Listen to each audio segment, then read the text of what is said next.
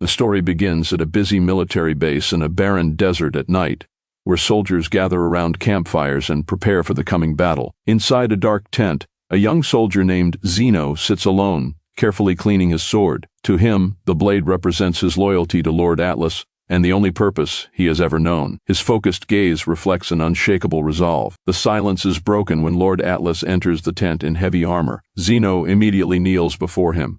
Atlas informs him that their forces will attack at first light and orders him to lead the front line, break through the enemy defenses, and capture the opposing commander to secure the Archite family's victory. He makes it clear that failure is not an option, and Zeno accepts the order without hesitation. The command reminds Zeno of a snowy day in the past when Atlas found him starving and alone, surviving by eating scraps from the ground. Atlas gave him a reason to live, creating a debt Zeno vowed to repay even with his own life. Since then, he has viewed Atlas as the person who controls his destiny. With that loyalty still firm, Zeno accepts the mission and prepares for battle. Confident in him, Atlas leaves the tent while Zeno channels a powerful aura into his sword. When the battle begins, Zeno charges through the enemy forces, delivering lightning-fast strikes that create powerful gusts of wind and take down entire rows of soldiers. After cutting through the first wave, he stands among the fallen enemies, only for the ground to shake as enemy cavalry charges toward him. Zeno faces the massive force alone. The opposing commander appears at the front with confidence, while Zeno remembers everything he has sacrificed to build the Archite family's reputation. Despite his injuries and exhaustion, he refuses to retreat. Gathering the remaining energy in his body into a single point on his blade, he unleashes his ultimate technique. The attack tears through the wind and crashes into the cavalry, destroying numerous enemies and opening a path through the battlefield. Atlas's soldiers watch from the sidelines and criticize Zeno's brutal fighting style, reminding him that he is not truly part of the family. Meanwhile, the strain of the battle pushes Zeno's body beyond its limits. His energy is nearly depleted, and he collapses to his knees. His own allies refuse to help and instead insult him for coming from the lowest background. With his vision fading, Zeno notices another enemy force approaching.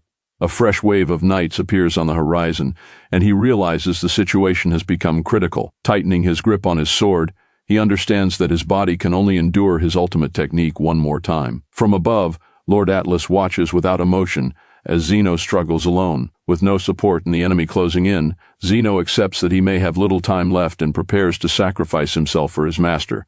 Using the last of his energy, he charges into the enemy army and fights alone, believing his life is a fair price for his loyalty. Atlas carefully observes every movement. Zeno unleashes another massive area attack, wiping out numerous enemies in his master's name. Seeing the tremendous energy drain, Atlas smirks, confirming that his judgment of Zeno was correct. A strange golden glow then begins radiating from Zeno's body. Atlas immediately orders his masked subordinates to move before Zeno loses control of his weapon. The masked men launch a surprise attack, using binding magic to immobilize him. Zeno is shocked by the sudden betrayal and demands to know why they are attacking him. Dark energy blinds him and prevents him from fighting back. One of the masked men takes advantage of his helpless state and strikes him. The binding magic causes intense pain as Zeno struggles to break free. One of his supposed allies raises an axe and mocks him for his condition before bringing the weapon down on him and calling him a freak. The blow sends Zeno crashing into the dirt. The attacker casually explains that he is only following orders and suggests Zeno take his complaints to his own master. Badly injured and lying helplessly on the ground, Zeno cannot understand how the person he worshipped could have arranged such a betrayal. Metallic footsteps approach, and he struggles to see through his fading vision. Lord Atlas's shadow appears over him like an executioner standing before his victim. Atlas addresses him by name, and Zeno looks at him in disbelief, still hoping there is some explanation for what happened. Instead, Atlas coldly tells him that his usefulness has ended. Zeno desperately calls out to him and reaches toward the man he has always regarded as a father figure. Atlas rejects those feelings, telling the orphan not to mistake their relationship for family. He admits that he never once considered the street child his family. Atlas then reveals the truth about that snowy day. He only took Zeno in because he saw something useful and controllable in his empty eyes. By giving the boy a purpose, he gained his complete obedience and turned him into a convenient weapon. Looking down on the fallen soldier, Atlas admits that Zeno eventually became even more useful than expected. He explains that Zeno possessed tremendous spiritual power from a young age, so he spent years suppressing and containing it until the right moment. Now that the containment has reached its limit, the golden light proves that Zeno's power is finally breaking through. Fearing that he may eventually become uncontrollable, Atlas decides to eliminate him first. Despite his injuries, Zeno tries to plead with Atlas, insisting that he would never betray him. Atlas responds with a brutal strike that silences him. Irritated by Zeno's continued resistance, he delivers one final truth about his family name. He coldly reveals that the name Zeno means nothing more than a disposable sword. Hearing the truth, the surrounding soldiers burst into laughter, mocking Zeno as he finally realizes how thoroughly his life has been used. Atlas turns away and leaves while Zeno remains on the ground, using the last of his strength to lift his head despite the pain. He quietly reflects on the path he followed and the weapon he devoted his life to for Atlas. Atlas hears him but shows no sympathy. Rage and heartbreak fill his eyes as he thinks about everything that was taken from him. But his strength quickly reaches its limit. The light in his eyes fades and his broken body collapses to the ground. One of the guards laughs nervously, admitting that Zeno's sudden movement startled him. He raises his weapon to deliver the finishing blow while mocking the fallen soldier. Tears roll down Zeno's face as he finally understands that the only purpose he ever had was to become a brainwashed tool. The soldiers watch with disgust, waiting for his life to end now that he has no remaining value. In his final moments of consciousness, Zeno wonders why he spent his entire life trying so hard for someone who never cared about him. When he opens his eyes again, he finds himself in a warm, brightly lit room. He wonders if he has reached the afterlife until he notices the symbol of the Elminster family, the most powerful magical bloodline in the world. A gentle woman's voice notices that he is awake, and she lovingly touches his blanket. The elegant woman looks down at him with affection and calls him her precious baby. Zeno is stunned when he hears the name she gives him, unable to understand the sudden change in his surroundings. Looking at his tiny hands, he realizes he has been reborn as an infant. Lying in an extravagant crib, he tries to understand what happened to him. The irony quickly becomes clear. The Elminster family is the greatest rival of the Archite house, which relies on swordsmanship. According to legend, the founder of the Elminster bloodline possessed enough power to reshape an entire continent with a single spell, and his spiritual aura was said to rival the sun itself. Held safely in the woman's arms, Zeno finds it almost amusing that after dedicating his previous life to the sword, he has been reborn into the family that stands against his former house. Curious about his new body, he focuses his mind, and magical energy immediately begins gathering in his hands. The familiar sensation gives him a sense of security and confirms what he suspected. He has regained the immense magical power that was suppressed and sealed throughout his previous life. Zeno realizes that perhaps fate has not completely abandoned him. He has been given a powerful family, overwhelming talent, and another chance at life. He decides to use everything available to him to grow stronger, with Lord Atlas becoming the first person he intends to repay for his betrayal. To achieve that revenge, however, he first needs complete mastery over the Elminster family's magic. He also decides to hide his true abilities and maintain his comfortable new life by acting like an innocent baby. Inside the castle, maids and chefs work constantly to care for both mother and child. The head chef proudly presents an exclusive drink prepared for the baby using rare sap from the world tree. Zeno drinks it through a straw while realizing how many advantages his new life provides. A maid then brings him a glowing rattle, explaining that the staff spent the entire night infusing it with magical energy. They treat the enchanted toy like a priceless artifact. Zeno finds their excessive attention boring, but remembering that he must maintain his disguise, he hides behind his blanket and gives a small giggle. His mother finds his reaction adorable and tells the staff not to overwhelm him. While holding him close, she gives him the name Lucius, officially establishing his new identity. Despite receiving constant affection, Lucius remains cautious.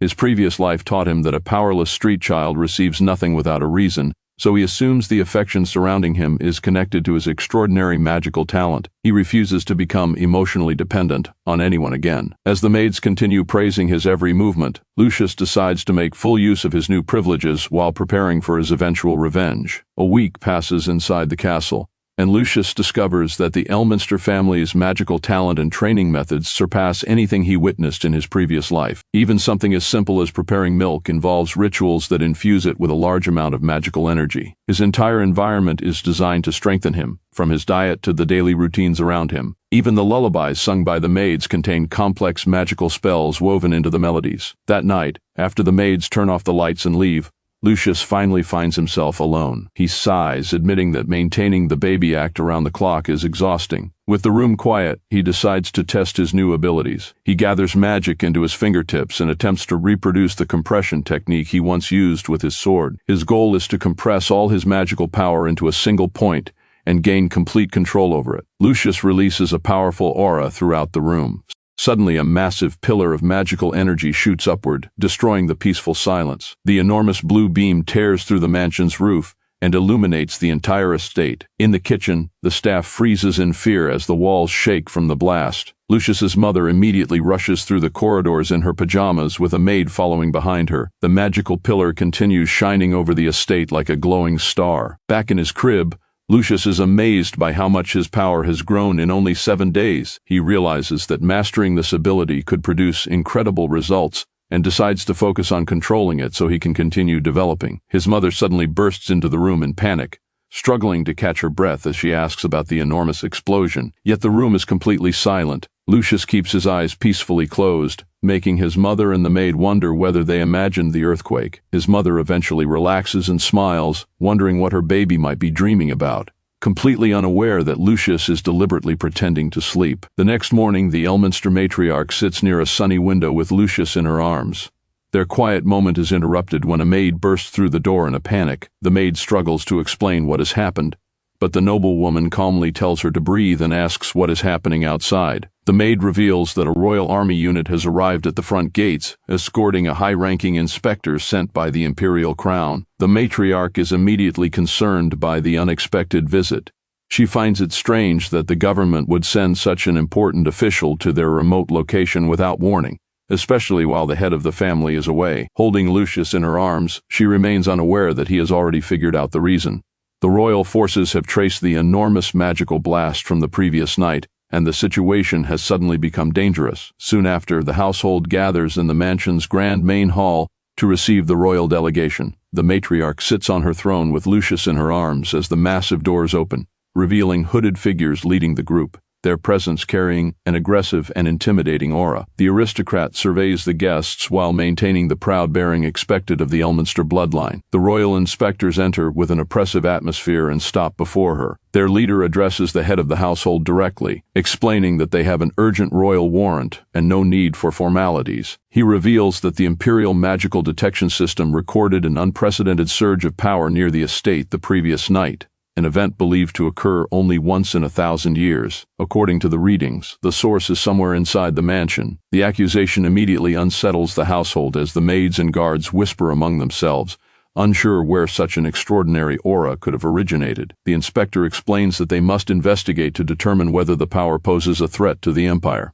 He warns that under imperial law, the entire estate can be destroyed if necessary, and insists that carrying out the investigation is their duty to the crown. He then activates a specialized magical detection device, stating that its readings indicate the source began in the very room they are standing in. The device spins and glows as it calibrates, then releases a bright yellow beam that scans the hall. The light eventually locks onto Lady Elminster. The inspector orders her to step forward for a closer examination. Maintaining her composure, she agrees and hands Lucius to a trusted maid before walking alone into the center of the hall. The device surrounds Celestia with intense light, but the readings quickly reach a dead end.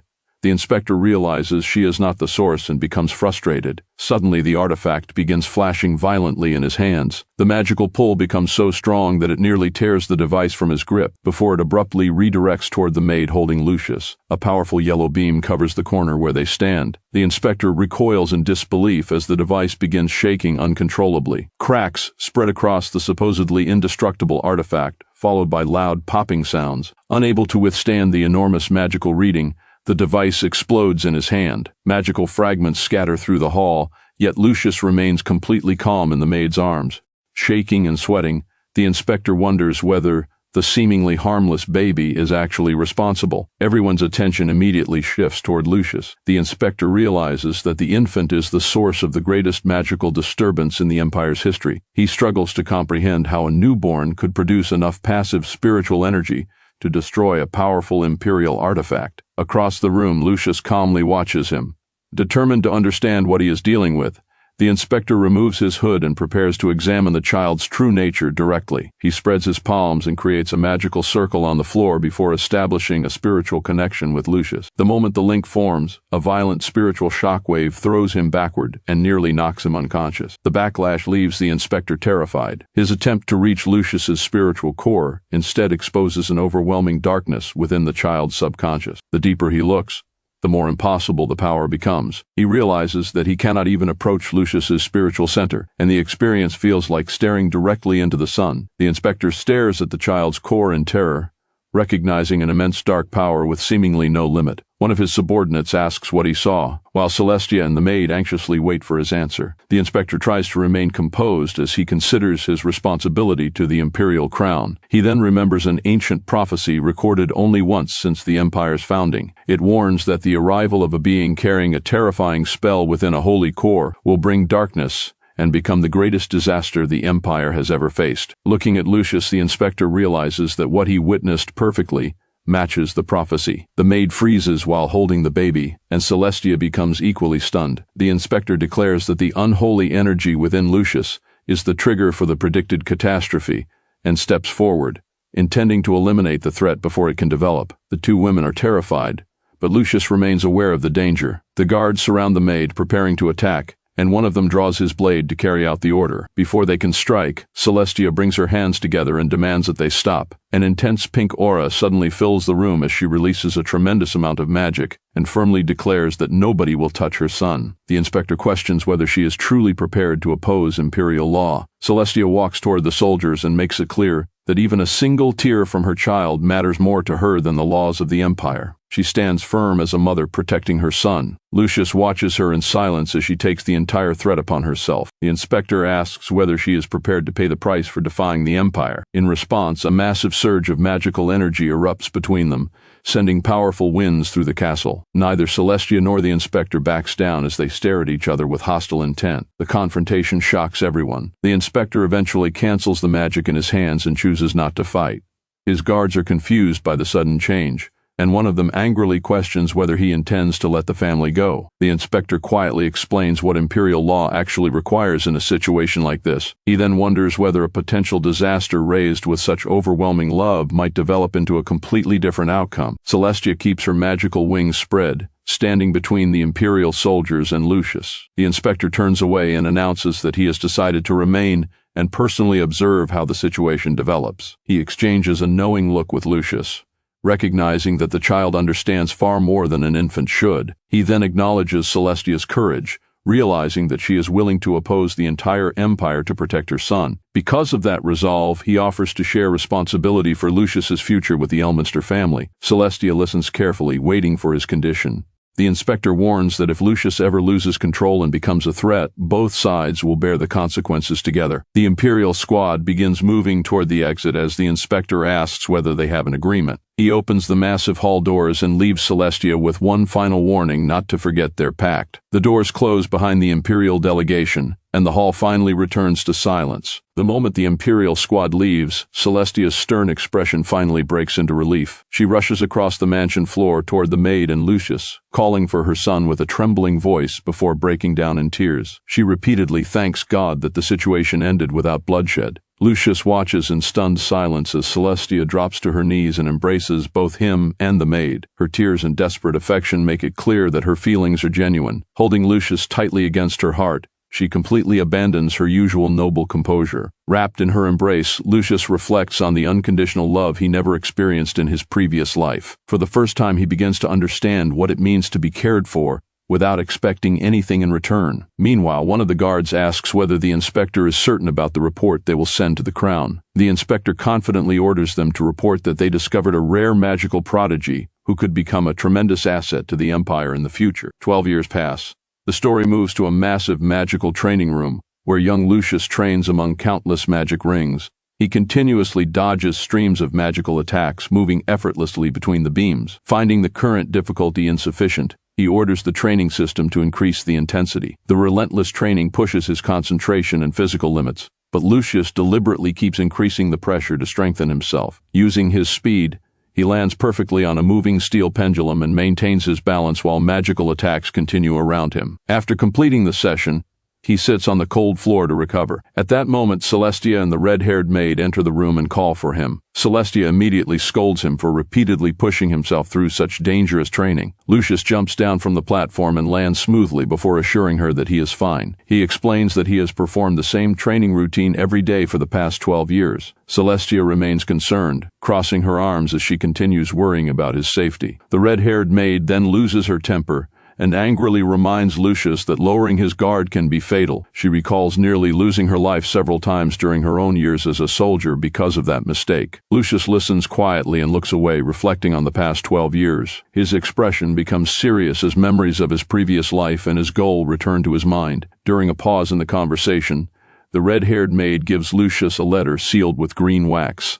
He immediately recognizes it as an official government document. After reading it, his expression changes as he realizes what he has been waiting for. The letter is an invitation to the entrance examination of the Royal Academy, the institution where the greatest young prodigies in the nation gather. Its top student is said to receive a heavenly blessing capable of breaking through mortal limits. More importantly, Lucius remembers that Lord Atlas was once the Academy's greatest student of his generation. The memory brings back the image of Atlas standing over him after betraying him, along with the overwhelming power the military leader possessed. Consumed by those memories, Lucius crushes the letter in his hand. He knows that obtaining the Academy's blessing is necessary if he wants to stand on equal ground with Atlas. Combining the determination of his new life with the hatred carried over from his previous one, he vows to take the #1 position at the Royal Academy. The scene then shifts to the Academy itself, a massive magical institution surrounded by enormous walls. Inside, a huge stadium is filled with spectators waiting for the entrance examination to begin. In the very important persons section, Celestia and the red-haired maid watch closely as Lucius joins the other candidates on the field. Nobles fill the stands, eager to see their children demonstrate their abilities. A booming voice demands silence before the head of the Academy officially announces the beginning of the entrance examination. A magical beam illuminates the center of the arena, signaling the start of the practical test. A massive crystal reptile chained beneath the arena rises from the ground, startling many of the candidates. Lucius calmly listens as the rules are explained. The test is designed to measure each candidate's defensive and control abilities.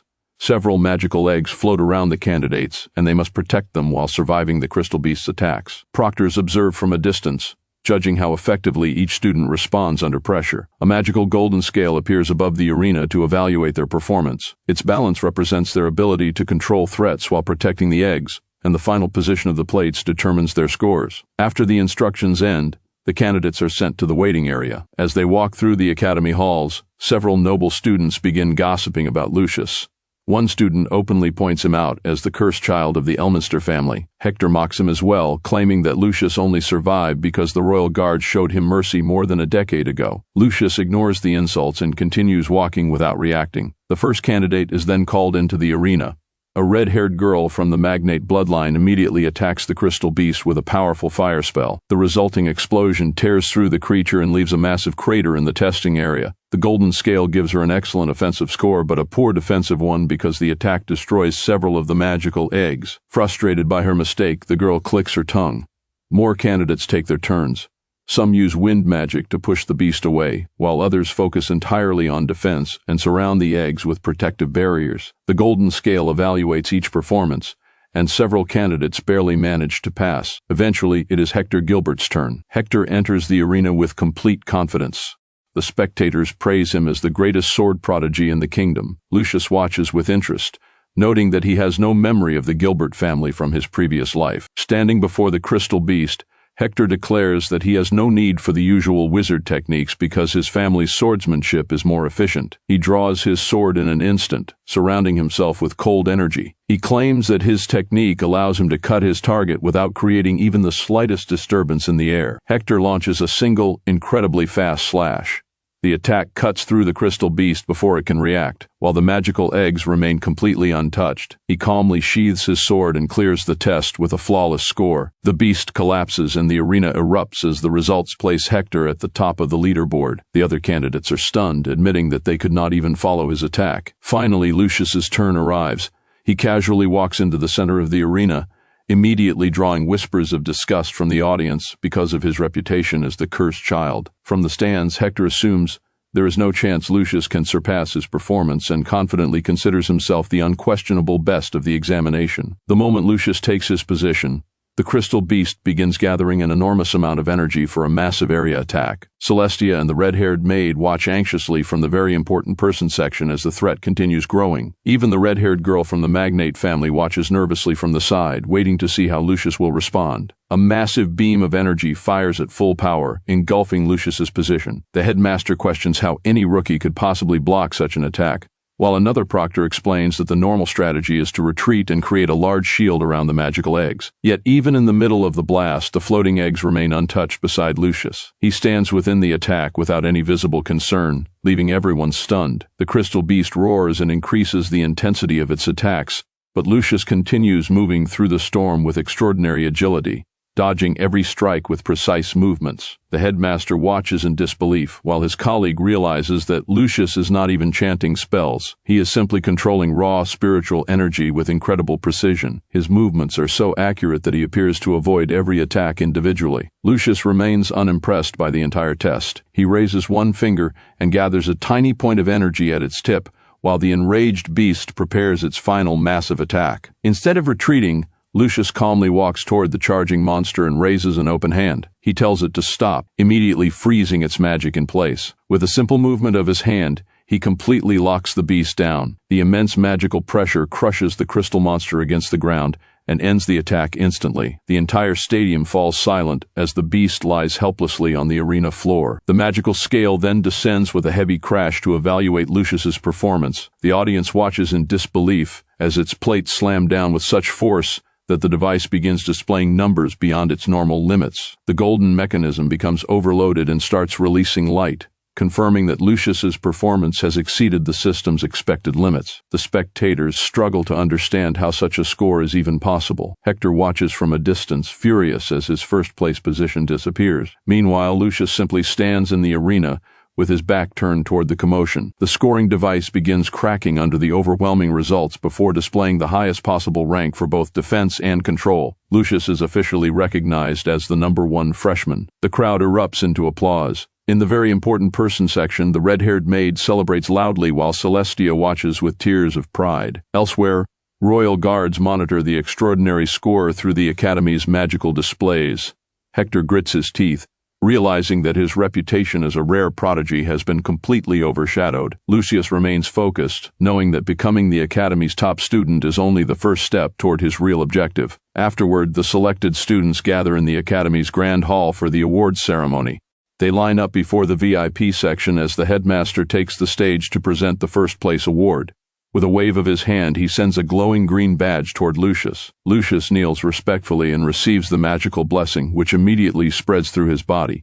He closes his eyes as the powerful energy flows through his veins. Once the award is presented, the headmaster officially concludes the entrance examination. Morning light shines over the academy as the students prepare to begin their new lives there. The freshmen then gather near the dormitory assignments. As Lucius prepares to leave, the head maid breaks down in tears, upset that she will no longer see her master training every day. After wiping her eyes, she gives him her final advice and assures him that everyone at home will continue cheering for him. Celestia also approaches and gently touches his cheek, clearly saddened by his departure. She asks him to stay safe and promises to pray for his well-being. Lucius keeps his composure and acknowledges that many powerful students are gathered at the academy, but he gives her a gentle smile and agrees to be careful. Before leaving, he asks the maid to take good care of Celestia. He then turns around and heads toward the academy, privately satisfied that taking first place was the right move. Elsewhere, several freshmen are amazed when they see the luxurious dorm assigned to the top-ranked student.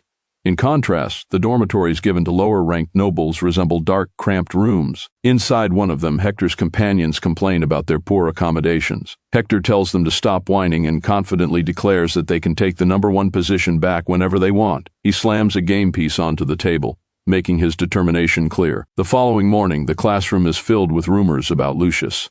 Students accuse him of using forbidden magic to manipulate the entrance examination, but Lucius quietly ignores them. Hector mocks the rumors, sarcastically suggesting that perhaps Lucius is simply an unusually talented nerd. Another student immediately argues that the entire examination must have been rigged. The discussion abruptly ends when heavy footsteps echo through the classroom. Lucius looks up and sees a hooded man enter, carrying an oppressive aura. The instructor walks straight toward an open window and stands on its ledge, staring down at the students.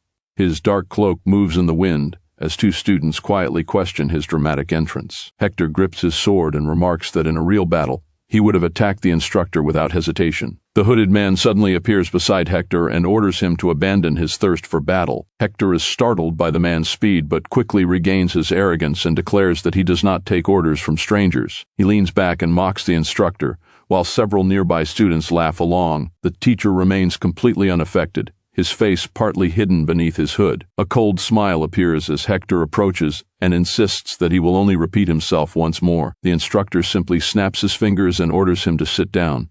A crushing wave of gravity immediately fills the classroom, sending desks into the air and pinning the students in place. Hector is forced against his chair, struggling to understand the overwhelming force crushing his body. The entire class panics, with some students even wondering if their instructor is a demon. Lucius watches calmly, impressed by how easily the man shuts down Hector's arrogance. After leaving Hector completely immobilized, the instructor snaps his fingers again and releases the spell. He orders Hector to remember the lesson. The instructor then walks through the classroom as silence settles over the students.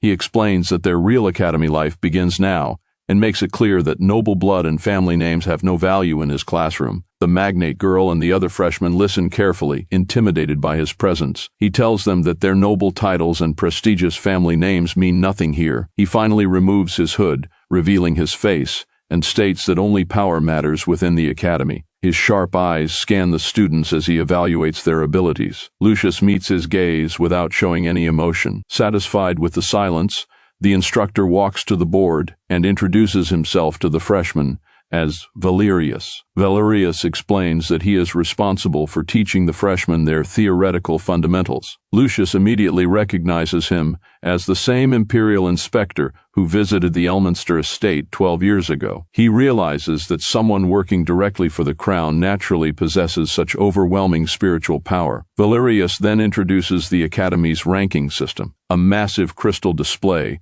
shows the current rank of every enrolled student, constantly updating according to their mission and examination performance. Hector listens carefully, already planning how to reclaim the top position, while Lilia Magnate anxiously watches her own rank fluctuate and wonders who has surpassed her. Valerius explains that reaching first place grants entry into the Academy's elite top 16, who compete in an exclusive tournament held once every 4 years. The winner earns the title of the Academy's strongest student. Lucius immediately focuses on the opportunity, knowing that the champion receives an extraordinary blessing capable of pushing beyond mortal limits. One student complains that maintaining such a position for 4 years is impossible, and Lilia shares his concern about the pressure involved.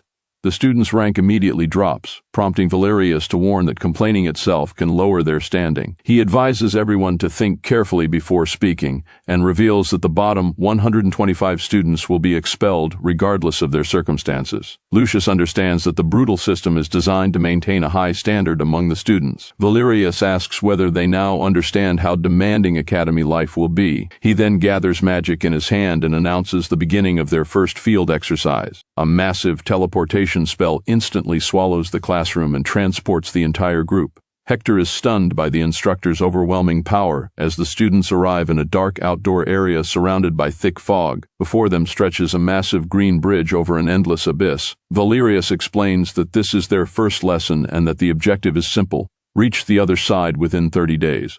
One student assumes the crossing will be easy and rushes ahead with another candidate. Hector senses something wrong and raises his hand to stop his companions from charging forward blindly. The eager student steps onto the bridge, but the moment his foot touches the green rock, a hidden trap activates. A powerful force locks his body in place and drains his entire energy reserve in a single attack. He stumbles toward the edge as his companion desperately tells him to stop. Valerius calmly warns the students not to make reckless decisions unless they want to suffer the same fate.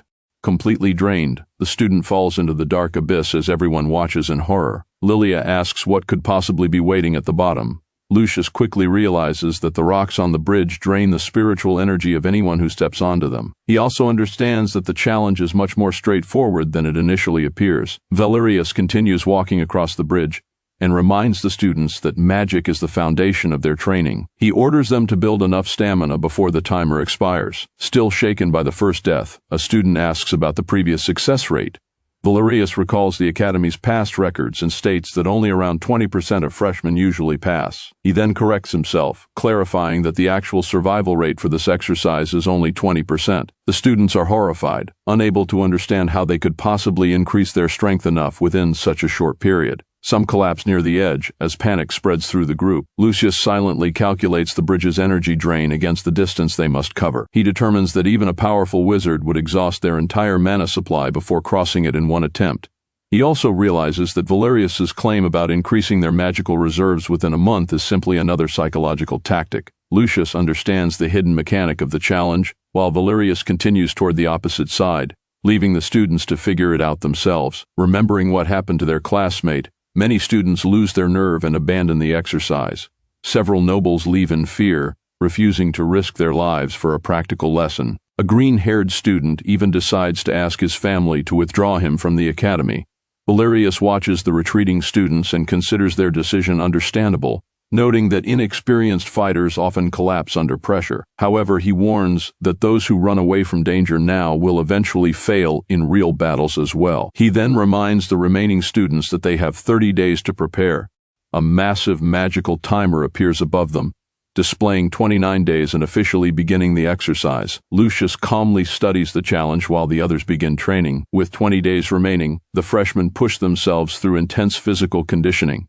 Lilia performs exhausting ground exercises before sprinting until she can barely continue. A teammate warns that Hector's training methods are becoming too extreme, while Lilia worries that her magical reserves may still be insufficient. Under heavy rain, the students carry enormous boulders through the training grounds. One student complains about the unreasonable requirement as the exercise forces them to carry 10 times their body weight. Lilia continues despite the strain, determined not to lose her position. Meanwhile, Valerius studies the bridge himself. He throws a small pebble toward it and carefully observes the result. After testing the structure, he determines that the drain spell activates when something remains in contact with the bridge for a specific period. Once triggered, the curse continuously drains the target's energy until nothing remains. The test's extreme difficulty is therefore based on controlling the exact amount of contact time with the bridge. Elsewhere, Hector trains aggressively, surrounding himself with a red aura before launching a powerful side slash that tears through the air and causes significant damage to the training area. Valerius watches his progress and continues monitoring the students' development. With only 3 days remaining, Lucius finally identifies the true method for clearing the exercise. He realizes that success has nothing to do with possessing an enormous mana pool. Instead, the key is precise magical control. He remembers the technique he mastered in his previous life, where he had to control his power with extreme precision just to survive. That repetitive training demanded accuracy so fine that it resembled threading a needle. The process had pushed his former body to its limits, forcing him to endure severe exhaustion and even cough up blood. Yet by repeatedly training at the edge of his physical limits, he eventually developed his extraordinary agility. Sitting peacefully beneath the trees, Lucius realizes that applying the same principle to his current magic will be simple. Nearby, two rookies wonder why Lucius has done none of the physical training and has spent most of the exercise simply sitting near the edge of the pit. Valerius also notices him and assumes that the so-called cursed prodigy must have relied on someone else during the entrance examination. Now he believes that easy path is over. As the timer reaches 2 days, the other students continue exhausting themselves by carrying wood through the forest. Hector trains relentlessly, unleashing rapid attacks that tear through the air. Valerius watches the students use the last of their strength without showing any emotion. Lilia and the others finally stop to recover, completely exhausted,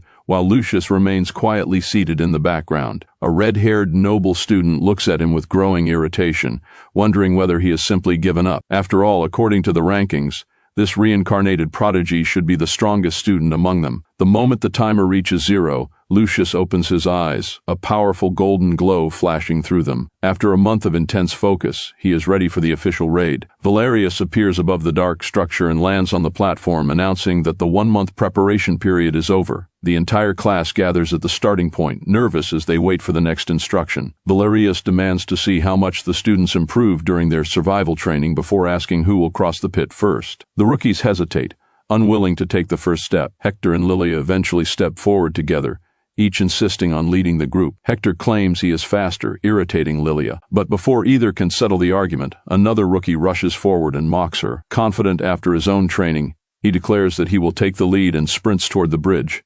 The moment his foot touches the green rock, a purple beam locks onto him and begins draining his energy. He panics as his strength disappears, while Hector calls him reckless. Completely drained, the student falls into the abyss. Another freshman is shocked because the student's power should have been enough to cross. Valerius explains that raw stats are useless against the curse. The real solution is to continuously circulate magic through the body fast enough to outpace the bridge's energy drain. The students are stunned by how difficult the requirement is. When Valerius questions why nobody else is moving, one student points out that even a slight mistake means falling into the pit. Lilia finally loses patience and orders everyone out of her way. She charges onto the bridge, surrounding herself with a powerful aura and using a massive fire spell to counter the drain. Valerius acknowledges that her mana reserves are impressive, but the pressure from the curse eventually disrupts her movement halfway across. She stumbles as the bridge continues draining her energy and drops to her knees. Refusing to lose to the bridge, Lilia forces herself back up. Driven by determination, she pushes her magical recovery to the limit and sprints forward, using sheer willpower to keep pace with the drain. She finally reaches the other side and rushes past Valerius before collapsing onto the ground, exhausted and struggling to breathe. After recovering slightly, Lilia proudly asks about her clear time. Valerius confirms that she has passed. Hector then begins his attempt, but Valerius immediately criticizes his method of relying too heavily on raw power. However, he notices that Hector has identified the small delay between touching the bridge and the curse activating. Hector takes advantage of that opening. Drawing his sword, he accelerates forward and uses his speed to cross the cursed bridge before the drain can activate. He lands safely on the other side and confidently claims that such a basic curse could never touch him. Riding his momentum, he launches a powerful air attack toward Valerius. The instructor casually tilts his head and avoids the attack. He acknowledges Hector's clever use of the curse's activation delay, then immobilizes him with an invisible technique and warns him against attacking his instructor. Hector demands his score, and Valerius confirms that he has passed. Hector responds with complete confidence, insisting that his victory was guaranteed. From the lower-ranked group, another student watches in awe, amazed by Hector's speed. Then slow footsteps echo through the area. Lilia and Valerius turn toward the edge of the pit and see Lucius approaching. The students immediately realize that the Academy's #1 ranked freshman is about to attempt the crossing. A blonde student observes Lucius carefully and notices that he does not appear to possess the enormous mana reserves or physical enhancements that Hector and Lilia used. Valerius, however, becomes interested, wondering what method the Elminster prodigy has discovered. Lucius calmly steps onto the bridge. The students watch nervously, expecting him to be overwhelmed, but Lucius simply walks forward without showing the slightest fear or strain. Lilia finds his method boring, while Valerius studies every movement. The instructor gradually realizes that Lucius has completely decoded the bridge's activation mechanism.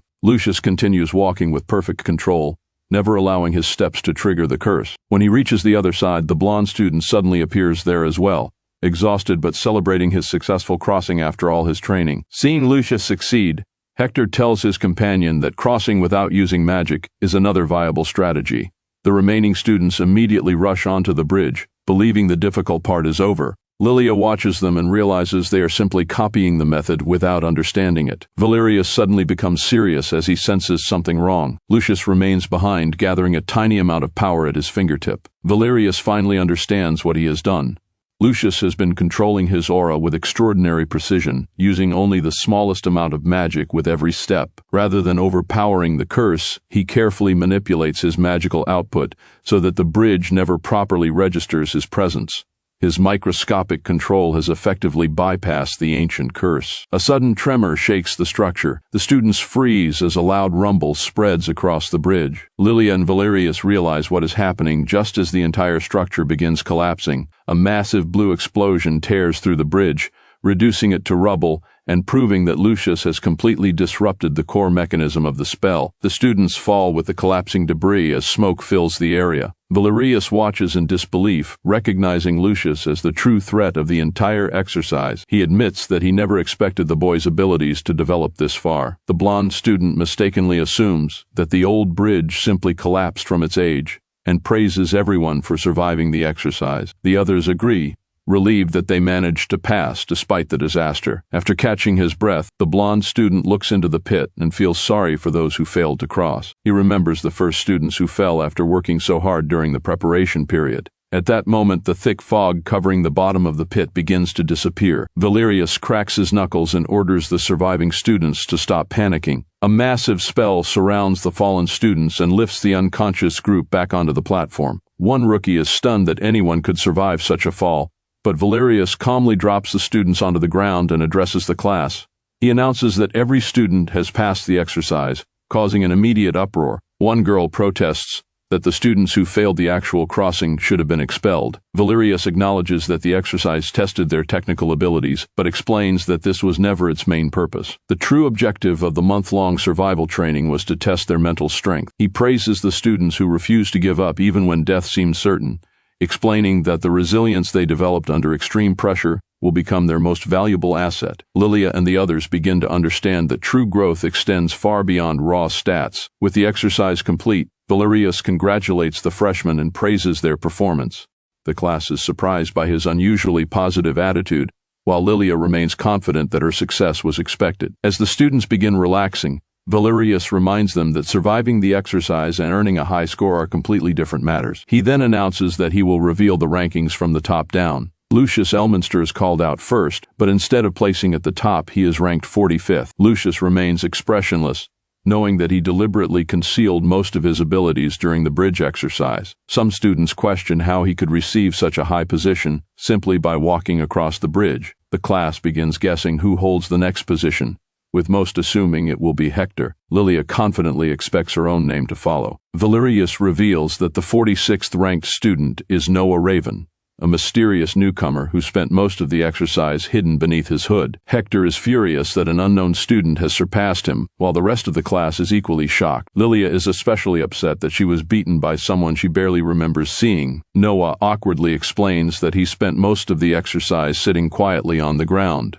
Lucius watches the reactions with amusement, finding the students' obsession with the rankings entertaining. Valerius continues revealing the results. Lilia places 57th, leaving her frustrated that Noah outranked her, while Hector drops to 47th and angrily tells his companions to stop talking about it. The magical scoreboard locks in the new rankings, with Lucius and Noah occupying the highest positions revealed so far. The students react differently, with some celebrating their improvement while others struggle with their disappointing results. Valerius then explains how their academy life will operate from the following day. The students must form teams of 4 for all future practical assignments, and those teams will serve as their units for both classes and missions. He warns that the strongest teams will receive the most difficult missions. Their grades will remain individual, meaning the rankings can change at any time. More importantly, their own teammates will also be their greatest competitors. The freshmen realize how demanding the system will be, forcing them to cooperate with the same people they are competing against. Valerius announces that the official teams and their first mission will be revealed the next morning. Before leaving, he makes one exception. The 4 highest-ranked students will form an elite team. Lilia immediately protests, questioning why she has to work with the others and warning her new teammates not to slow her progress. Valerius ends the briefing and tells everyone to prepare for what comes next. Lucius considers the system and realizes that mission difficulty will depend on the combined strength of each team. Looking at the frustrated Lilia and furious Hector, he understands that placing the strongest students together will create constant trouble. Even so, he recognizes that working with such powerful teammates could provide the fastest path to increasing his own strength. Before dismissing them, Valerius calls the 4 elite students back and reveals that their first assignment has already been decided. Their mission is simple. During their battle against him, they must land exactly 1 hit. The following morning, The four students meet Valerius in a forest clearing. Lilia assumes the task will be easy, but the instructor calmly steps into the center of the battlefield and prepares to show them the difference between their strength and his. Blue sparks begin forming around his body as he warns them not to misunderstand the situation. A tremendous magical aura then erupts from Valerius, creating intense blue flames that immediately overwhelm the students. He explains that despite being the strongest freshman, none of them could defeat him individually. He extends an arm and tells them their only realistic chance is to attack him together. The pressure of his spiritual aura forces the students backward as violent winds whip through the forest, creating a blue hurricane around him. Lilia refuses to be intimidated and summons her red flames, telling the others to stay back because she intends to land the first hit herself. Lucius also releases his aura, impressed by the instructor's overwhelming power. He remembers that Valerius is an elite Imperial instructor and one of the Empire's most valuable combat assets. Lucius realizes that almost no student at the academy could fight him directly. Valerius casually moves his fingers in a mocking gesture, completely unfazed by the approaching attack. When he gives the signal, Lilia and Hector charge forward while Lucius waits for the right opening. Lucius sees the battle as the perfect opportunity to test the limits of his abilities in this new life. Hector takes the lead, pouring all his speed into his opening attack. He launches a powerful horizontal slash toward Valerius, but Hector's expression changes when he realizes his sword has stopped completely. Valerius blocks the blade with a single finger and a calm smile. Using the opening, Lilia leaps into the air and gathers an enormous amount of flame around her hands. She focuses entirely on Valerius, determined to prove that her fire can break through his defense. She crashes back onto the ground with tremendous force, sending dust and debris throughout the battlefield. Lilia quickly retreats after the explosion, preparing for the counterattack. At that moment, the quiet Noah steps forward and creates a purple magic circle beneath Valerius.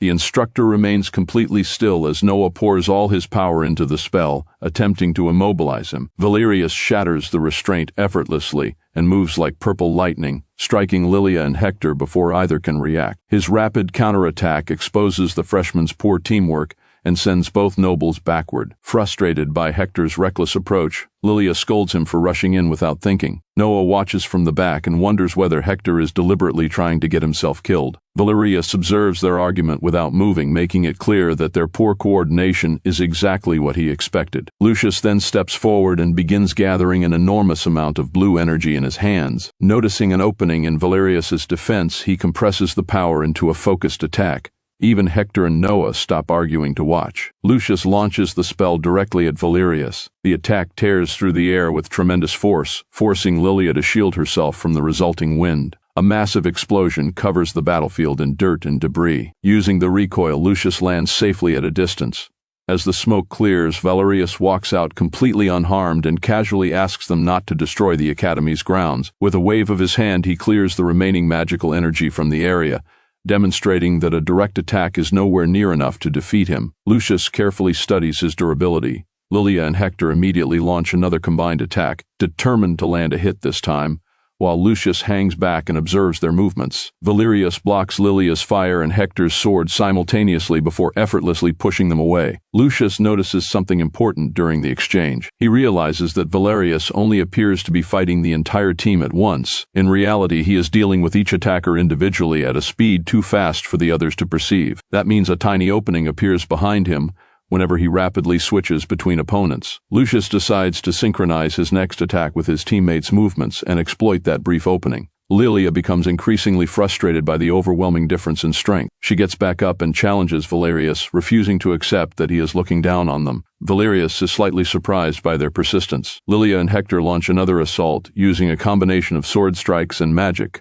while Noah fires supporting spells from behind. Using the chaos as cover, Lucius lowers himself and silently prepares his attack. As expected, Valerius stops Lilia and Hector's attacks without difficulty, but this time, his expression changes when he senses danger behind him. Lucius has already moved into the opening he predicted. Hector and Lilia continue attacking from the front, forcing Valerius to maintain his defense there. Noah drops into a defensive stance and creates a protective barrier around himself as the pressure increases. Valerius warns the frontline attackers that their frontal attacks are useless, but he is forced to react to the threat behind him. Lucius launches his spell directly into Valerius's exposed back. The attack connects, creating a massive flash across the battlefield. Lucius remains cautious as he watches the impact, while Hector and Lilia stare in disbelief at the precision of the attack. A powerful blue shockwave spreads across the ground. When the smoke finally clears, the team discovers that Valerius created a perfect spherical barrier at the final moment. He has not taken a single injury. Hector is stunned that even an attack of that magnitude failed to damage him, while Noah admits that the result is difficult to believe. Valerius lowers the barrier and acknowledges that Lucius's attack was strong enough to force him to use serious defensive magic. Lucius lands and remains cautious after his strategy fails. Valerius, however, admits that he may have expected too much from the team. He then gives them a strict deadline.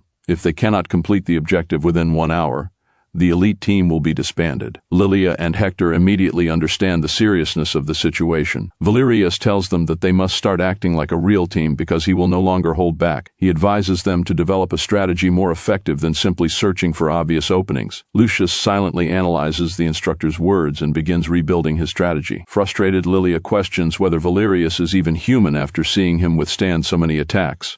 She then approaches Lucius and sets aside her pride, asking whether he has a plan to get them through the fight. She admits that Lucius was the only one who had managed to force Valerius to use genuine defensive power and asks him to explain his strategy. Lucius decides to reveal what he discovered during his previous attack. He explains that when his spell struck Valerius, he noticed a slight disturbance in the instructor's spiritual aura. From that observation, he concludes that Valerius's barrier does not maintain equal strength across his entire body. Instead, whenever a powerful attack approaches, Valerius concentrates the barrier's energy precisely where the attack will land. That makes the impact point extremely durable while leaving other areas comparatively exposed. Lucius explains that if they attack several locations simultaneously, Valerius will be forced to distribute his defensive energy between multiple points, weakening the barrier overall. Lilia immediately recognizes that the strategy could break through the defense. Hector is impressed that Lucius discovered the mechanism from a single moment during their previous exchange. Lucius raises his hand and prepares to coordinate their next attack, combining his power with Lilia's fire. Lilia realizes that continuously attacking from different directions should produce better results. Lucius agrees but asks whether she can maintain enough power for the required offensive pressure. Hector steps forward and promises to provide the necessary attack volume, though he makes it clear that he is not intentionally playing support for Lucius. Meanwhile, Valerius waits calmly beneath his cloak, surrounded by the quiet forest. Confident in his defense, he looks forward to seeing how the students intend to overcome him. The entire team then launches a synchronized assault after Noah calls the attack order. The 4 elite students surround Valerius and unleash a barrage of attacks from every direction, turning the battlefield into a storm of magical bullet strikes. Hanging back, Noah spams chains of dark magic to restrain Valerius from below.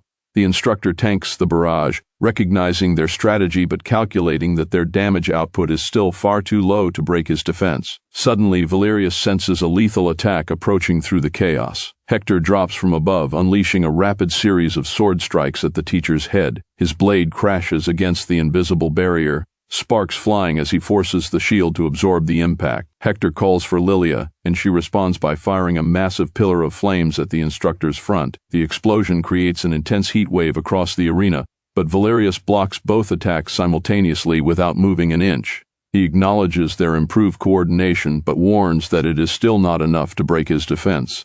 Exhausted from the constant attacks, Hector and Lilia begin running out of mana, while Noah also struggles to maintain his support magic. Lilia drops to her knees, and Hector plants his sword into the ground to keep himself standing. As Valerius prepares his counterattack, Lucius steps behind his teammates and places his hands on their backs. He channels an enormous amount of blue spiritual energy through their exhausted bodies, allowing them to continue their previous combination. The 3 powers merge into a massive spiritual sword, surrounded by Lilia's flames and Noah's dark energy.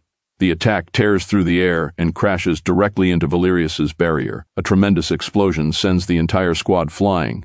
When the smoke clears, a small cut is visible on the instructor's neck. Valerius wipes away the blood, realizing his supposedly unbreakable defense has finally been breached. With a genuine smile, he announces that the squad has passed. Hector and Lilia celebrate, while Noah collapses in relief.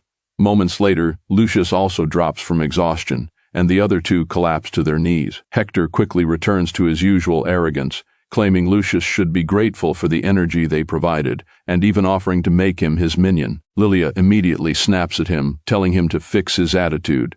Lucius ignores their argument and studies his hand, thinking about the strange sensation during the final attack. He realizes the different magical outputs and the physical force of Hector's sword somehow merged into a single attack. His spiritual energy had acted as a bridge between completely different power systems. He also realizes he controlled the energy using the same instincts he once developed through swordsmanship. Lucius begins considering the possibilities. If he can master this fusion by himself, he could combine his magical abilities with physical combat and reach an entirely new level of power. Valerius gathers the students and explains that the purpose of the battle was to teach them the importance of teamwork. Although they are still inexperienced, they have finally understood the value of synergy. Before leaving, he reminds them not to forget the combination they discovered during their final attack. Lucius keeps thinking about it, recognizing how the precision of swordsmanship and the destructive range of magic had briefly become one. He resolves to master the technique himself and eventually use it against the noble who betrayed him. Later that day, Lucius retreats to the Royal Academy's library and spends hours studying ancient books on magic. One text explains that spiritual power flows through the body's internal network before separating into two specialized paths: magic and physical combat. Most people are naturally suited to only one path. Remembering the final battle, Lucius realizes the fusion only worked because his spiritual energy forcibly connected the different power systems of his teammates. However, another passage gives him hope. It describes rare individuals capable of possessing both paths and reveals that the founder of Lucius's bloodline once managed to merge them. That night, Lucius sneaks into the training grounds and picks up a basic sword. He channels his enormous magical power into it while reproducing the movements from his previous life. The sword immediately shatters from the overload, but Lucius senses something awakening within his body. A dormant physical combat path. The result confirms his theory. The ability he mastered in his previous life still exists within him, waiting to be awakened.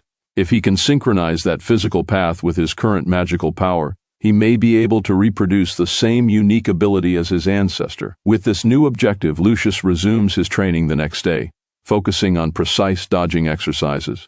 Suddenly, a megaphone echoes across the training grounds. A highly energetic female instructor introduces herself as Kathy and announces a special event for squads ranked between 30th and 100th among the Academy's 500 students. She explains that the event will be a high-level PvP competition between classes. Several senior students glare at the freshmen with obvious superiority. One senior encourages his squad to give everything they have and climb even higher on the Academy leaderboard. Lilia notices the enemy team and points out that they rank higher than their squad. The upperclassmen laugh at the rookies, immediately getting under her skin. Furious, Lilia confronts them and charges forward, with Hector and Noah following behind. She accidentally bumps into one of the larger students and angrily confronts him. The upperclassman sarcastically apologizes, claiming he could not see her because of his size, while Noah nervously backs away. Kathy brings everyone back to the objective. She explains that a purified spiritual energy stone is hidden inside a massive tree in the swamp, and the first squad to retrieve it wins. The stone can greatly increase the power of whoever consumes it, effectively saving years of training. Lucius immediately realizes the relic could be exactly what he needs to awaken the dormant physical path from his previous life. Kathy announces that PvP is enabled and the match ends at dusk. The older students prepare to attack, and a flash of light signals the start. The rookie squad races through the forest with Lucius leading. Several veterans ambush them from the trees, but Hector quickly blocks an aerial attack and knocks one of them out of the way. The large student from earlier is also overwhelmed, leaving the veterans stunned. Lucius calmly reminds his teammates not to be intimidated by rank, and points out that their survival training has already given them more combat experience than the veterans expect. More upperclassmen surround them, led by a blonde student who declares that the real battle is beginning. The veterans unleash a barrage of spells, while their leader gathers enough green magic to fire a massive attack at Noah. Hector immediately rushes to protect him, but the veteran leader intercepts and slams him into the ground. Two more opponents move in to continue the assault. Lilia responds by covering her arms in flames and charging forward.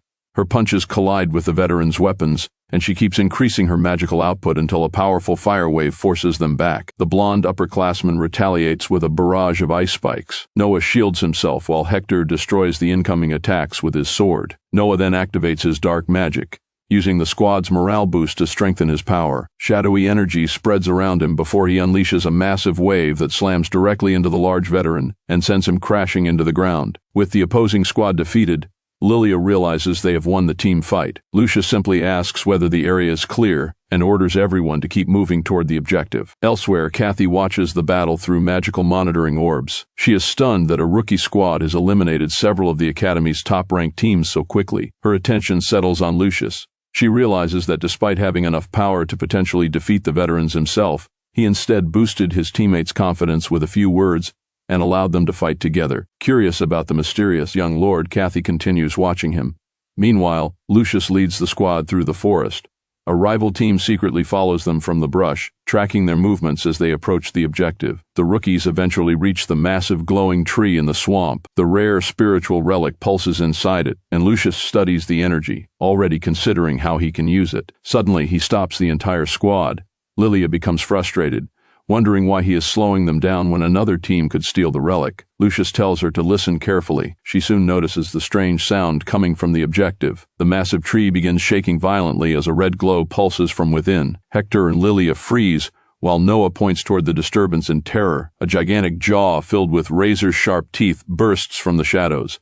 A colossal fish-like creature erupts from the river, revealing itself as a massive raid boss and terrifying everyone nearby. Even the veteran students who had been stalking the rookies immediately turn and flee for their lives. Right in the middle of the panic, Lucius simply stands there with his hands in his pockets, looking completely bored. In the spectator room, one of the masters watches the magic bubble and freaks out, asking what kind of glitch mob has appeared. He tells Master Kathy to cancel the exam and call the moderators immediately. Kathy only hums a little tune, showing zero concern. With a smug smile, she refuses and orders the event to continue, leaving her coworker furious. She argues that minor anomalies happen all the time and tells him to stop panicking while the chaos unfolds below. The professor keeps sweating, trying to find a way around her decision. Kathy then warns that anyone who gets eliminated here would not survive in a real PvP zone anyway. When the professor desperately argues back, she suddenly grins and admits she was only messing with him. She assures him that if the server actually starts crashing, she can handle the situation herself. The other teachers finally relax,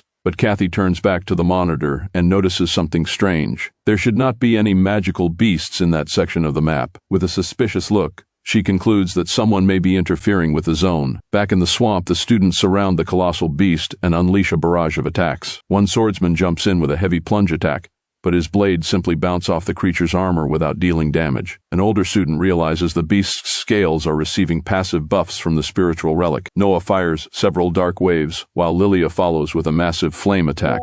The combined magic creates a huge explosion that lights up the forest.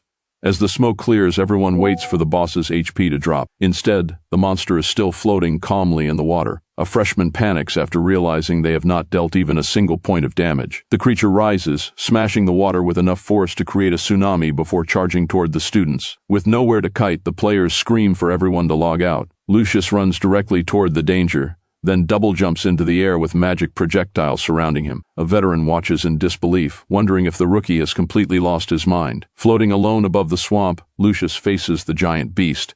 Lilia screams his name, calling him a bot. The monster opens its massive jaws and lunges. Lucius is swallowed whole. The beast dives back into the water, leaving everyone convinced they just watched him get eliminated. A student with glasses mocks him for having no raid experience. Then the creature's armor begins cracking. Powerful beams of light burst through its body as the students stare in terror. The monster suddenly shoots out of the lake, surrounded by overwhelming energy. Someone panics over the impact it could cause if the creature falls back down. Before that happens, the destructive energy reaches its limit. A massive explosion tears the monster apart in midair, illuminating the entire swamp. Lilia and the others stare in silence. Even the veteran who had been mocking Lucius is left speechless. As the light fades, Lucius slowly descends to the ground. The glasses-wearing student cannot believe a level 1 rookie just destroyed the beast from the inside. Lucius lands safely while holding the glowing spiritual relic. With a confident smirk, he announces that he finally obtained the item he was looking for. The crystal vibrates intensely in his hand as the entire lobby stares at him in silence. A hologram of Professor Kathy appears and officially announces that the event is over. She orders everyone to pack their inventories and return to the hub. From the spectator room, Kathy watches the aftermath with a suspicious expression, still focused on the impossible wipeout. Deep in the woods, Lucius grips the legendary crystal while his squad gathers around him. An older black-haired student bitterly complains that it is unbelievable their group was defeated by actual rookies. The veterans begin surrounding the freshman squad again. A pale student mocks the event as being too easy and says he would rather play high-ranked matches, while his hooded partner quietly laughs. Lilia sighs and tries to change the subject, but another veteran points directly at Lucius and demands to know who he really is. She ignores the question and instead asks Lucius what his main account actually is. Lucius keeps his attention on the crystal. Completely focused on his objective, he studies its properties and confirms that the artifact is not glitched. The energy inside is simply incredibly dense. He becomes confident that it contains enough power to restart his dormant path. Suddenly, a loud noise comes from the trees, interrupting his thoughts. A ponytailed veteran steps out of the shadows and praises the rookies for their incredible performance. He admits the monster scared him so badly that he could barely move, then compliments the squad's stats despite their low levels. He praises Lucius's raw DPS before extending the compliment to Lilia, Hector, and Noah.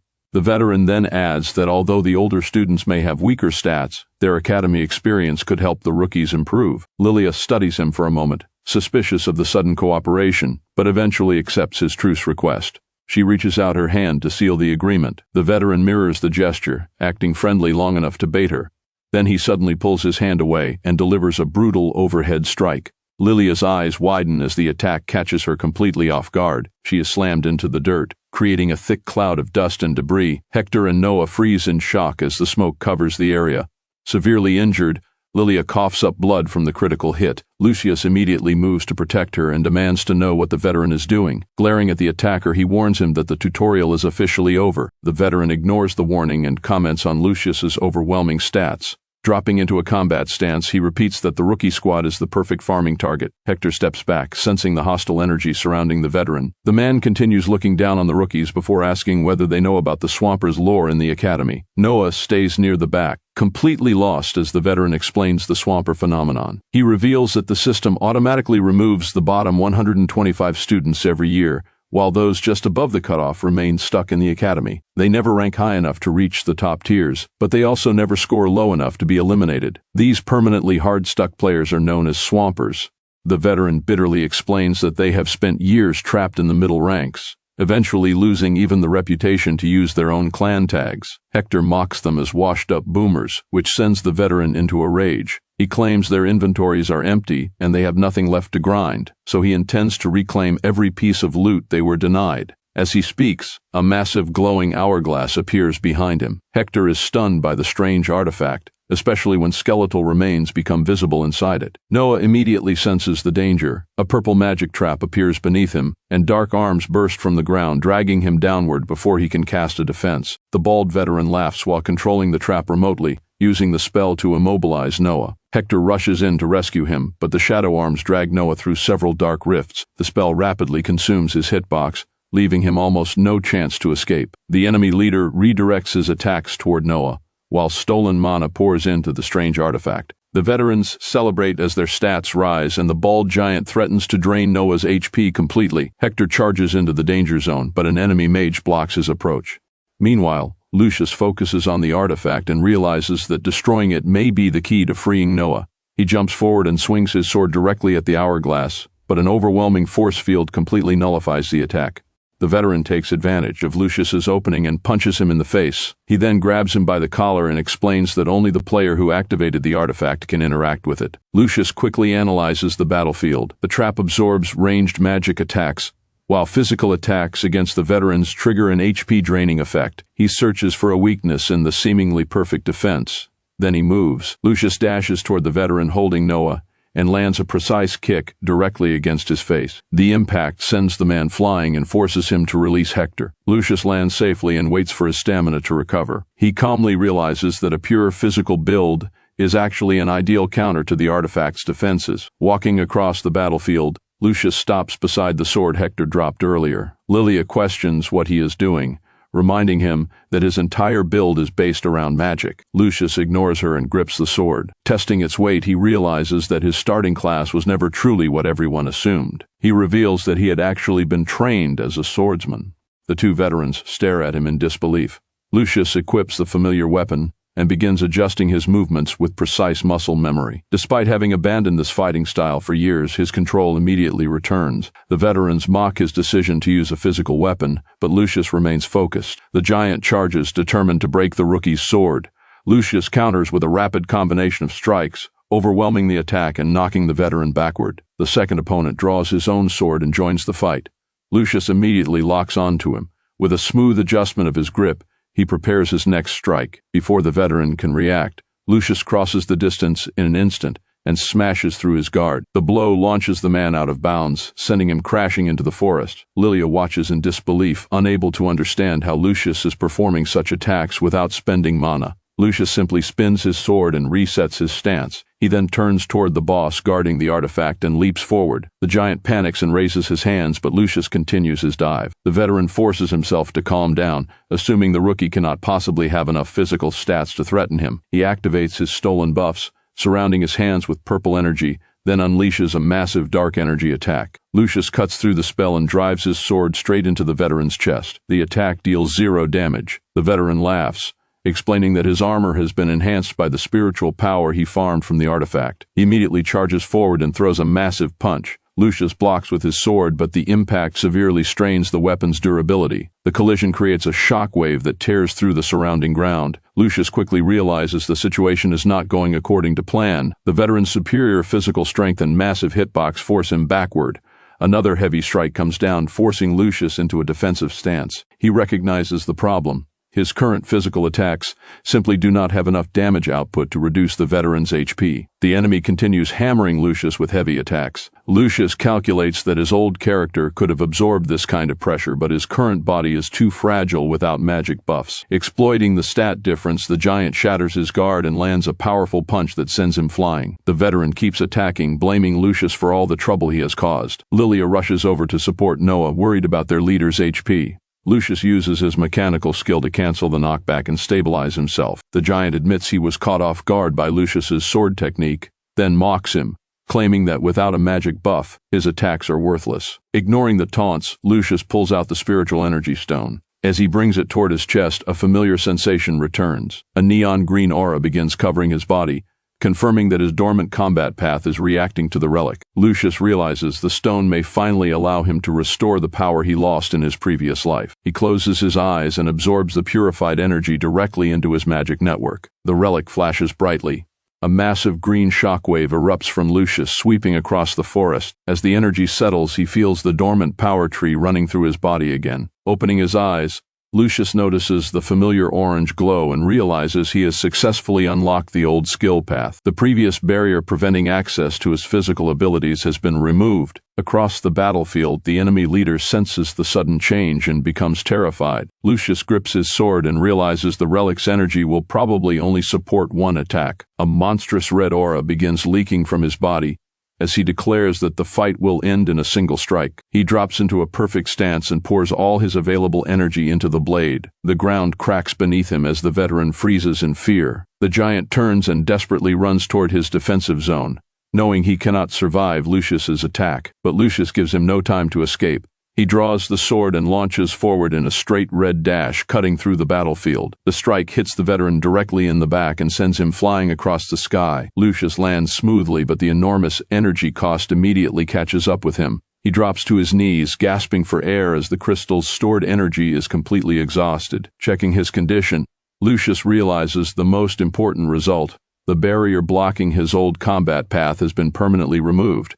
However, the ability is still incomplete. He estimates that the physical skill remains at roughly 99% activation and cannot be used repeatedly without an external source of energy. Even so, Lucius smiles. He now understands exactly how he can continue developing the power. An exhausted Lilia soon reaches him, stunned by what she just witnessed. She asks what kind of ability he used to destroy the enemy. Noah follows and checks whether Lucius is all right. Lucius calmly assures him that his HP is fine. Hector then emerges from the shadows and calls Lucius by his clan name. He immediately notices that Lucius's sword technique looks like something developed through years of experience. Hector demands to know who taught him those techniques, creating a tense silence between the two under the moonlight. Lucius simply ignores the interrogation and keeps his past hidden. The next day, the squad walks through the academy while celebrating their improved rankings. Lilia proudly reveals her new 26th place position and declares that she will not lose to Noah again. Noah quietly points out that he is now ranked 29th. Lucius walks behind them, holding 25th place on the academy leaderboard, while Hector remains frustrated that he could not uncover Lucius's secret the previous night. Despite the others celebrating, Lucius stays focused on his next objective. He currently holds 19th place and continues analyzing the final attack. He realizes his current mana reserves cannot sustain the physical ability, so he decides that his next goal is to gather an enormous amount of raw magical energy. The squad eventually reaches a crowded lobby. Lucius notices a massive glowing billboard advertising a tournament sponsored by the Empire. Curious, he asks about the event. A blonde woman suddenly appears behind him and places a hand on his shoulder, catching Lilia off guard. With a playful attitude, she asks whether they are interested in the tournament and congratulates them for their performance in the previous exam. She explains that the event is a massive Empire-sponsored tournament featuring powerful fighters from across different servers. Nearby, some freshmen discuss rumors that the event is actually a brutal death match where wealthy spectators gamble enormous amounts of money. The blonde woman confirms that the rumors are true, then reveals an even more interesting secret. The tournament arena has a unique energy system. The magical power released by fighters during each battle accumulates inside the arena floor and is gradually absorbed by whoever survives. As the tournament progresses, more energy accumulates, meaning later rounds provide increasingly powerful rewards. The longer a player survives, the more their base mana can permanently increase. Lucius immediately realizes that this is exactly the farming opportunity he has been looking for. The woman adds one final advantage. Because the tournament is a third-party event outside the academy system, participation does not affect their grades. For Lucius, the tournament may be the perfect place to gather the energy needed to fully restore his dormant combat path. Lilia immediately turns away, losing all interest as she complains that her family clan would never approve of a gambling event like this. She tells the squad to leave, but Lucius stays behind, calculating the value of an arena that can provide free energy. A confident smirk crosses his face as he realizes that sweeping the bracket could earn him a massive amount of power. He turns and calls after the blonde girl, who stops and looks back in surprise. Lucius simply asks where he can register. Lilia gets annoyed, reminding him that the tournament offers no school points. The mysterious girl only smiles, promising to personally deliver his invitation. Before leaving, she gives him one final warning. Several students ranked above him are also entering the event. She then throws him a peace sign and walks away. With that confirmation, Lucius becomes even more focused on his goal of gathering enough energy to unlock his dormant power. Later, the Empire's massive gambling tournament begins inside a stadium packed with wealthy nobles. A strangely dressed purple announcer explains the simple rules. Spectators place gold on their chosen fighters, with the best odds available at the beginning of the bracket. As fighters advance, the potential payouts decrease. In the VIP seats, nobles gossip about the 12-year-old rookie in the roster, dismissing him as a pointless gimmick. Meanwhile, Lucius waits at the arena entrance, sensing the enormous amount of spiritual energy surrounding the venue. The powerful auras of veteran fighters confirm that this tournament is anything but casual. He also notices that the Academy's top 3 players have yet to enter. The announcer then reveals the opening match, Lucius versus a heavily built warrior named Garza from the Northern Guard. The caster emphasizes their huge difference in size, encouraging the audience to bet on the veteran. From the VIP section, Hector warns Lilia and Noah that Garza belongs to one of the Empire's most notorious war guilds. Nearly every gambler puts their gold on the experienced warrior. As the magic towers fill with energy, Garza prepares his weapon, while Lucius calmly waits for the match to begin. The moment the towers reach full capacity, the starting alarm rings. Garza immediately charges, mocking Lucius as he swings his weapon down with overwhelming force. Lucius sidesteps the attack effortlessly, then extends his arm toward the warrior's exposed body. He releases a concentrated burst of magic that strikes Garza directly, sending the massive warrior crashing backward. Garza hits the ground, without even getting the chance to defend himself. The stadium falls silent as the heavily favored fighter is defeated in a single attack. Even the announcer struggles to react before finally declaring Lucius the winner. The gamblers erupt in outrage after losing their money, while the caster excitedly declares that a prodigy has appeared. Lilia releases a relieved sigh, while Hector tells her to stop damaging their very important person booth. Meanwhile, the crowd begins questioning Lucius's true identity. Standing beneath the arena's magic tower, Lucius absorbs the released energy into his body. Even after the boost, however, he calculates that the energy still isn't enough to awaken his dormant combat path. Round 2 begins, and Lucius defeats his next opponent just as effortlessly. The announcer loses his mind over another one-hit victory, while the nobles change their strategy and begin betting heavily on the rookie. A third challenger also falls almost instantly, giving Lucius 3 consecutive victories and earning him the reputation of the tournament's unkillable final boss. From the stands, the blonde girl excitedly cheers for him until his teammates tell her to quiet down. Meanwhile, another aristocrat watches Lucius closely, showing a growing interest in his abilities. Lucius continues through the matches, absorbing the energy left behind after each fight. Yet, even after clearing several rounds, he remains frustrated that he still hasn't gathered enough power. Suddenly, the main arena gates explode open, bringing the tournament to a halt. Lucius immediately senses an overwhelming spiritual presence entering the stadium. A massive figure walks toward the center of the arena as purple lightning tears through the surroundings, crushing the players beneath its pressure. The announcer panics, realizing that an extremely powerful, very important person has entered without warning. The nobles and their bodyguards immediately rise in respect. Lucius remains in the arena, waiting for the newcomer's identity to appear. A heavily armored figure steps onto the stage, and Lucius instantly recognizes the familiar energy signature. His expression hardens as his hatred resurfaces. The figure moves toward the highest balcony, revealing himself as Lord Atlas. With red eyes and an oppressive aura, Atlas looks down at the young rookie. Lucius's anger intensifies as he remembers the betrayal from his previous life, and he quietly says Atlas's name. The arrogant clan leader looks down at him, displaying the enormous difference in their power. Across the arena, Lucius and his former master lock eyes as the atmosphere becomes increasingly tense.